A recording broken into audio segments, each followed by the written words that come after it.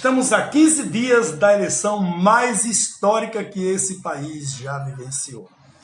Desde 15 de novembro de 1889, que daqui a exatamente um mês completa 133 anos, nós brasileiros tivemos 38 presidentes. Há exatamente 133 anos atrás, o alagoano Deodoro da Fonseca assumia oficialmente o posto de chefe-maior da nação, que ficou lá por 2 anos e 8 dias. Ele ocupou o cargo até 23 de agosto de 1891. O então primeiro presidente morre, deixando o cargo ao seu contemporâneo e conterrâneo, também alagoano, Floriano Peixoto. Depois deste, outros grandes nomes foram ocupando este cargo tão importante. Nós temos no relato da história Prudente de Moraes, Campos Sales, esses dois paulistas. Que contraste! Inicialmente 2 nordestinos e depois 2 paulistas sudestinos. Depois deles veio Campos Sales, outro paulista, Rodrigues Alves, que ocupou também o palácio. Daí nós tivemos Afonso Pena, Nilo Peçanha, Hermes da Fonseca, Venceslau Braz, Delfim Moreira, Epitácio Pessoa, Arthur Bernardes, Washington Luiz e, enfim, chegamos a Getúlio Vargas. Getúlio Vargas foi fruto da Revolução de 1930. Este, por sua vez, decretou a nova república ou a ditadura do Estado Novo. E o nosso país ganha seu primeiro perfil ditatorial, por assim dizer, denominado como Estado Novo, que foi dominando o país por 15 anos, um governo estendido de 1930 a 1945. Eu não vivi esses 15 anos, porém eu tenho uma vaga ideia, com base na história, que apesar de ser tão proclamada e tão promulgada e outorgada a Constituição de 37, eu creio que o nosso povo viveram nos dias de Vargas tempos de velação das verdades vividas. E se houve ou não houve corrupção, podres e desmandos, não cabe a mim fazer essa observação. Caberia aos meus avós, aos seus avós, pois eles viveram isso para falar. Só que, de fato, os indícios de uma ditadura no Brasil têm se firmado neste período de 30 a 45. E após a era das portas de ferro, entra em cena mais um nordestino, o pernambucano José Linhares, como consequência da convocação pública de eleições. Isso após 1,5 décadas de domínio sem sequer a opção de escolha.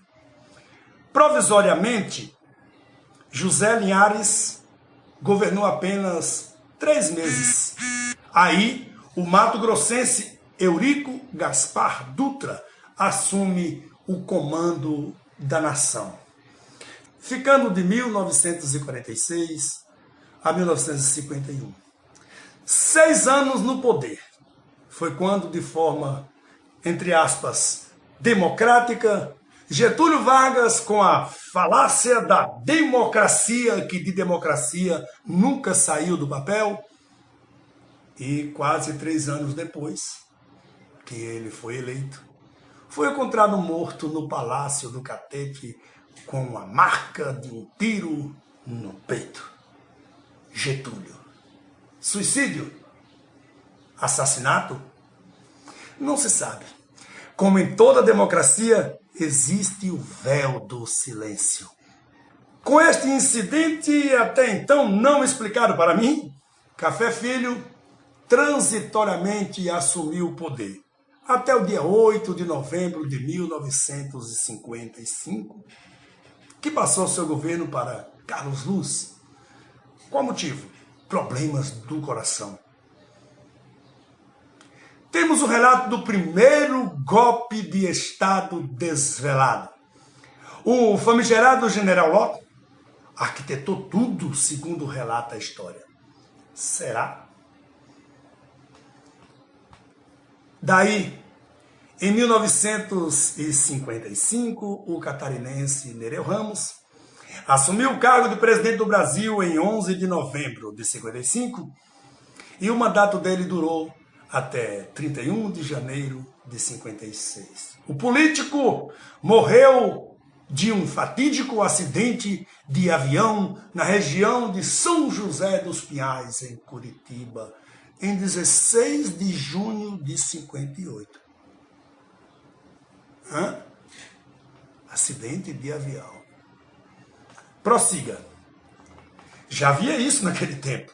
E em seu lugar, aí entra o Mineirinho A e assume o comando do país. É o Gran Juscelino Kubitschek, que fatidicamente morreu. Diga-se de passagem, de acidente de carro. Coincidência ou não, que vem aos fatos, é a história que conta. Lhe substituiu Jânio Quadros. Daí, provisoriamente, o comando foi passado para Pascoal Ranieri Mazzilli. Isso porque, sabe lá por qual cargas d'água, Jânio Quadros havia viajado para a China. E aí é que entra a real história da coisa. Alguém botou a boca no trombone e se teve notícia do primeiro ato que posteriormente se daria o apelido de delação. Babou. Deu nada certo a ideia. E em 2 de abril de 1964, volta o presidente volta o presidente Ranieri Mazzilli, que teve o gosto de ser substituto de novo por um período pequeno, quando, por fim, as Forças Armadas salva o Brasil de um real golpe e institui o período chamado de ditadura militar, que de ditadura, no meu ver, e no ver de qualquer historiador, não teve nada. Os 5 mandatários que se seguiram após esse ocorrido conseguiram moralizar a nação com um regime severo para pessoas subversivas e com um regime próspero para cidadãos de bem. E entre eles estavam Castelo Branco, Costa e Silva, Garrastazu Médici, só para constar, eu nasci nesse tempo de patriotismo fluente. E após Garrastazu Médici, Ernesto Geisel. E por fim, João Batista de Oliveira Figueiredo. Você que é estudante, pergunte aos seus pais, pergunte aos seus avós, caso com certeza eles tenham sido pessoas de bem, se sofreram alguma repressão entre 64 e 85. Tire suas conclusões sobre o que lhe ensinaram os livros viciosos de história. Mas daí queriam que um sindicato fosse transformado em partido. E o ditador, João Figueiredo, disse, abre aspas, vocês querem que eu libere esse sindicato como partido e eu o farei. Nossa, que ditador bonzinho. Bom, prosseguindo o que ele disse, porém, estes vão subir ao poder e quando isso acontecer, o povo brasileiro vai desejar tirá-los de lá. Mas só irá conseguir a punho de muito sangue brasileiro inocente. Parece até praga, mas não foi. Foi sim a visão de um homem para o seu tempo. Para entender isso, basta olhar a sucessão de presidentes que se seguiram. Sarney, Fernando Collor, Itamar Franco. E assim, mais uma vez, o plano de dominação estava sendo levado de vento em popa. E em 95, o presidente da vez, Fernando Henrique Cardoso, certamente sabendo que em breve, pouco tempo, o povo brasileiro ia se revoltar e tentar voltar às ruas em busca da sua tão sonhada liberdade. E lá começa o que não se esperava. Desarma-se a população com a falsa ideia de promover a segurança deles, claro, quando na verdade estava se preparando o campo de batalha que estaria por vir, no qual estamos dentro dele. Esse, por sua vez, passa a faixa para o seu correligionário Lula da Silva, o popular Naime. E o restante do desastre, vocês, que ainda são bebês na política brasileira e na história do Brasil, já devem saber. Dilma Rousseff e Temer.